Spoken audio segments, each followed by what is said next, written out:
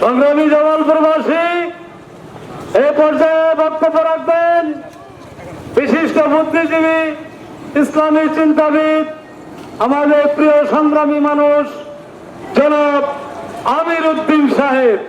ওনাকে ওনার বক্তব্য রাখার জন্য অনুরোধ করছি। আজকের এই বিক্ষোভ মিছিলে যোগদানকারী সমস্ত বন্ধুদের সালাম জানাই। সালামুন আলাইকুম। আমরা লক্ষ্য করছি বাংলাদেশে আমাদের সমাজ ব্যবস্থা, আমাদের পারিবারিক ব্যবস্থা পরিবার ও সামাজিক মূল্যবোধের উপর আঘাত করে কোন নারী নীতি এদেশে বাস্তবায়িত হতে পারে না।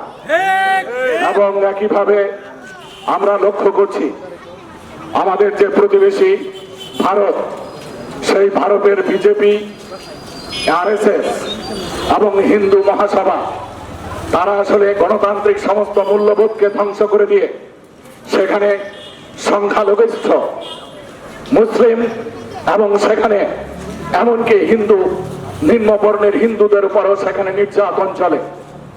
এই বিজেপি এবং আরএসএস প্রভাবিত, হিন্দু মহাসভা প্রভাবিত বিজেপির এই সরকার সত্যিকার অর্থে আমাদের ভারত উপমহাদেশে যে সামাজিক মূল্যবোধ এবং হিন্দু মুসলিম বৌদ্ধ খ্রিস্টান সবাই মিলে বসবাস করার যে একটি সুন্দর পরিবেশ, সেই পরিবেশকে ধ্বংস করছে এই গুজরাটের হত্যাকারী, গণহত্যাকারী এই নরেন্দ্র মোদী।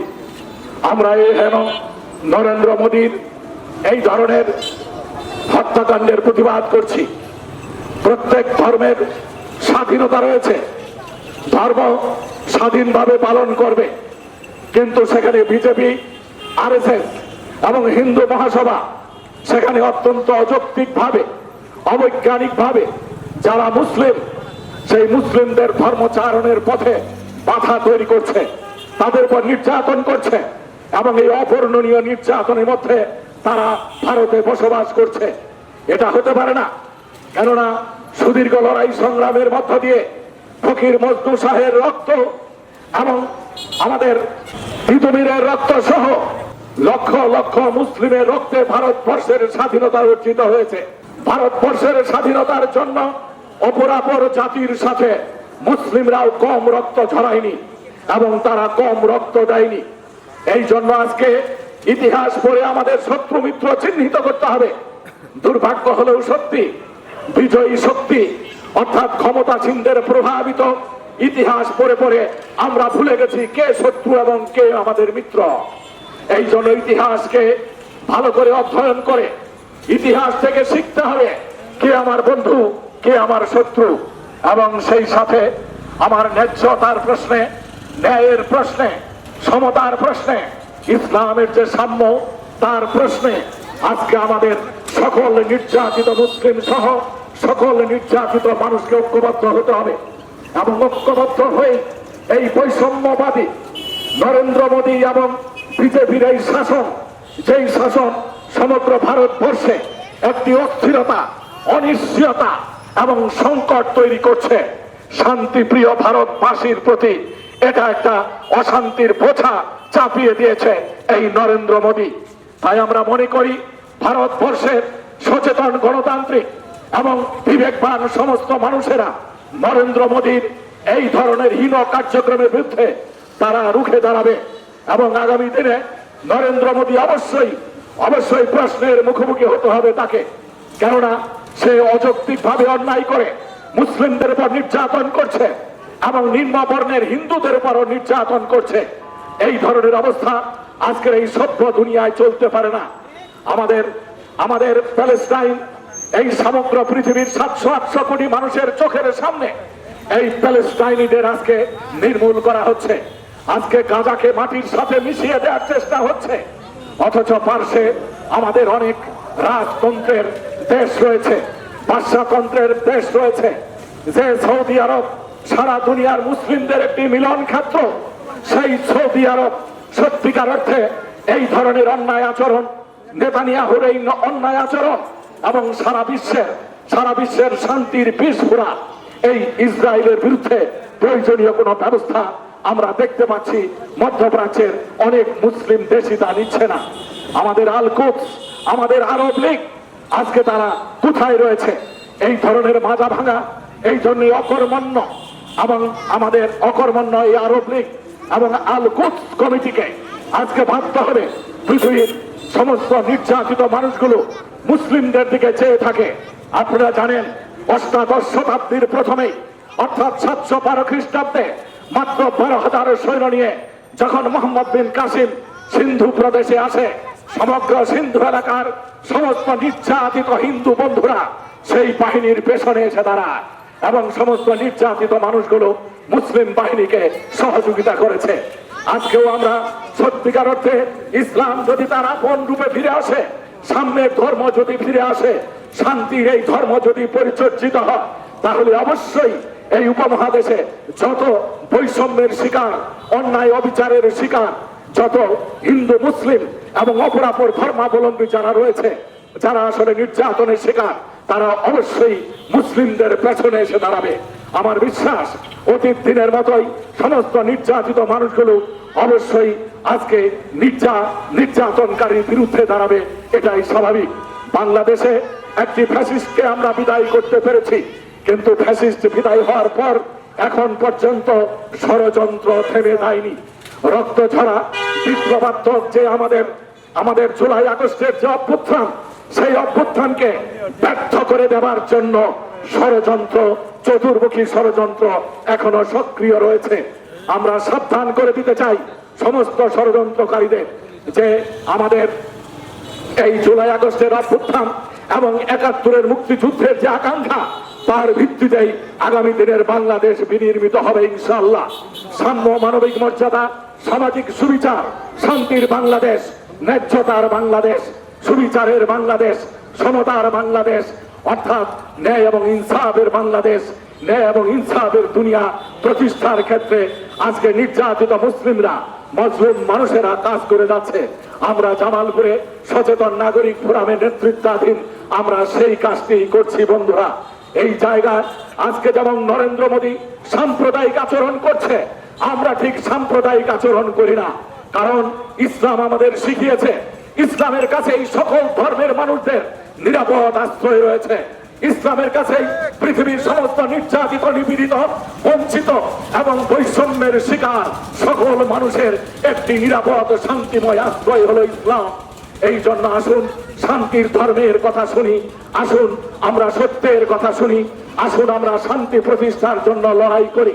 আজকে নেতানিয়াহু যে পরিবেশ সৃষ্টি করেছে, আজকে আমাদের ফিলিস্তিনি বন্ধুদের উপরে যে আঘাত করা হয়েছে, ফিলিস্তিনির সমস্ত মুক্তিকামী মানুষের সাথে আমাদের গভীর বন্ধুত্ব রয়েছে। এই গভীর বন্ধুত্ব থেকে বলতে চাই, আমরা এই জায়গায় থেকে যারা আহত হয়েছে, বঙ্গুত্ব বরণ করেছে, ক্ষুধার্ত শিশুদের আহাজারি আমাদেরকে কাঁদায়, প্রতি মুহূর্ত আমাদেরকে ক্ষুব্ধ করে, আমাদের হৃদয় ব্যথিত করে।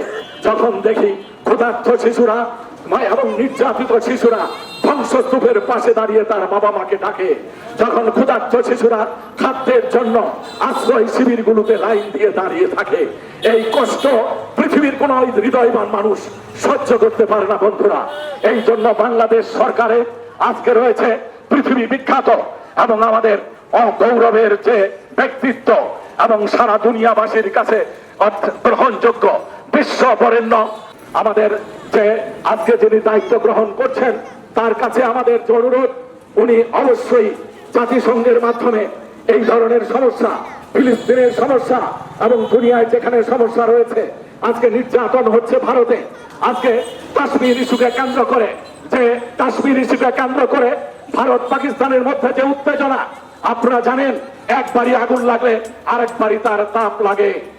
আমরা মনে করি এখানেও শান্তি প্রতিষ্ঠিত হবে, তবে কাশ্মীরের যে ইস্যু, সেটা অবশ্যই শান্তিপূর্ণ যৌক্তিক সমাধান হতে হবে। জাতিসংঘ এখানে অবশ্যই প্রয়োজনীয় ব্যবস্থা গ্রহণ করবে। আমাদের ডক্টর মোহাম্মদ ইউনূস বিশ্ব বরেণ্য নোবেল বিজয়ী এই ব্যক্তি, যিনি সারা পৃথিবীর সমস্ত নেতৃবৃন্দের কাছে, পৃথিবীর 700 কোটি মানুষের কাছে গ্রহণযোগ্য। এই মানুষটির কাছে আমাদের আবেদন, আপনি প্রয়োজনীয় ব্যবস্থা গ্রহণ করুন, আজকে ফিলিস্তিনিদের রক্ষা করুন। গাজার বিরুদ্ধে যে অমানবিক, অবর্ণনীয় যে আক্রমণ চলছে, সেটা বন্ধ করার জন্য উদ্যোগ নেন এবং কাশ্মীর সমস্যার স্থায়ী সমাধানের জন্য আপনি এগিয়ে যান। আমার বিশ্বাস পৃথিবীর সমস্ত মুসলিমরাই শুধু পৃথিবীর সমস্ত বৈষম্যের শিকার পৃথিবীর সমস্ত বিবেকমান মানুষ আপনার পাশে থাকবে। আমরা বিশ্বাস করি সচেতন নাগরিক ফোরামের পক্ষ থেকে আজকের এই আহ্বান আপনার কানে পৌঁছবে। আমরা অবশ্যই ন্যায্যতার জন্য যেখানে ন্যায় রয়েছে সেখানে আমরা কাজ করে যাব, যেখানেই নির্যাতন রয়েছে সেখানে আমরা রুখে দাঁড়াবার চেষ্টা করব, যেখানে বৈষম্য রয়েছে সেখানে আমরা সাম্যের পতাকা নিয়ে পাশে দাঁড়াবো। এ কথা বলে সবাইকে ধন্যবাদ দিয়ে আমাকে এখানে দু কথা বলার সুযোগ দেওয়ার কারণে আমাদের সচেতন নাগরিক ফোরামের সমস্ত নেতৃবৃন্দকে ধন্যবাদ জানাচ্ছি, কৃতজ্ঞতা জানাচ্ছি। আবারও দেখা হবে কোনো সময়ে, মন ভরে কথা হবে। আল্লাহ হাফিজ। বন্ধুরা, একটি কথা বলতে ভুলে গিয়েছি। ভারতের প্রচার মাধ্যম এবং সারা বিশ্বে তাদের নিয়োগপ্রাপ্ত এজেন্টরা যে ধরনের মিথ্যাচার প্রচার করে, এই প্রচারের মিথ্যাচারকে আপনারা সতর্ক দৃষ্টিতে দেখবেন। কোনো কিছু হলেই বিশ্বাস করার কোনো কারণ নাই, সেটা আপনারা বুঝে শুনে দেখে নেবেন। বাংলাদেশেও এই ধরনের অবস্থা রয়েছে।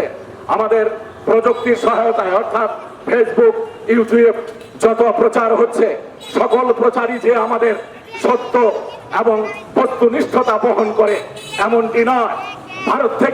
ভারতের মিডিয়া থেকে যে সমস্ত প্রচার হয়, এই সমস্ত প্রচার পৃথিবীর কোন বিবেকবান মানুষ বিশ্বাস করতে পারে না।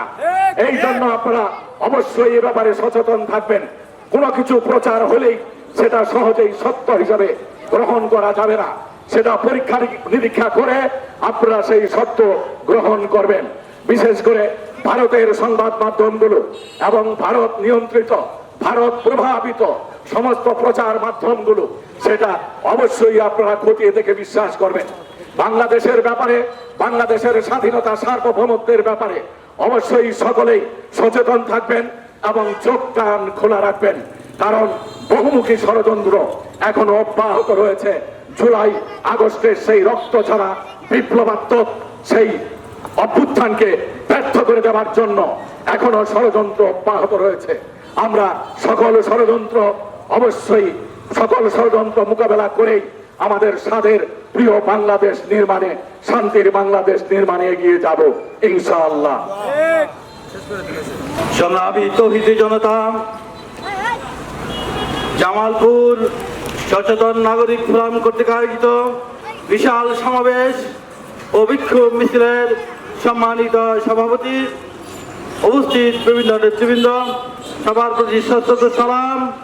আজকে বাদ জুমা থেকে শুরু করে এ পর্যন্ত বিভিন্ন দফায় আলোচনা এবং বিক্ষোভ মিছিল অনুষ্ঠিত হয়েছে, যার প্রত্যেকটি বক্তার কাছ থেকে আমরা যেটা শুনতে পেরেছি যে ভারত দিনের পর দিন আমাদের মুসলমানদেরকে নিপীড়ন, অত্যাচার, হত্যা করে যাচ্ছে।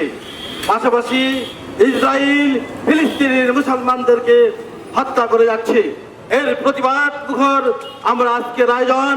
আমরা আসলে এই কথার সাথে সাথে তাদের বিভিন্ন পণ্য বয়কট করে আমরা আমাদের সেই প্রতিবাদকে অব্যাহত রাখবো ইনশাআল্লাহ। সকল পর্যায়ের যারা নেতাকর্মী রয়েছেন, সকল পর্যায়ের ব্যক্তিবর্গ রয়েছেন, বিভিন্ন দল থেকে বিভিন্ন সময় আসছেন, সবাইকে আজকের দিনে এই অনুষ্ঠানকে সার্থক করার জন্য সচেতন নাগরিক ফোরাম থেকে সবাইকে ধন্যবাদ জানিয়ে, সকল সাংবাদিক যে ভাইয়েরা আছেন যারা অতি কষ্ট করে আমাদের সাথে আছেন তাদেরকে ধন্যবাদ জানিয়ে আজকের এই অনুষ্ঠান সমাপ্তি ঘোষণা করছি। আসসালামু আলাইকুম রহমতুল্লাহ বারাকাতুহু।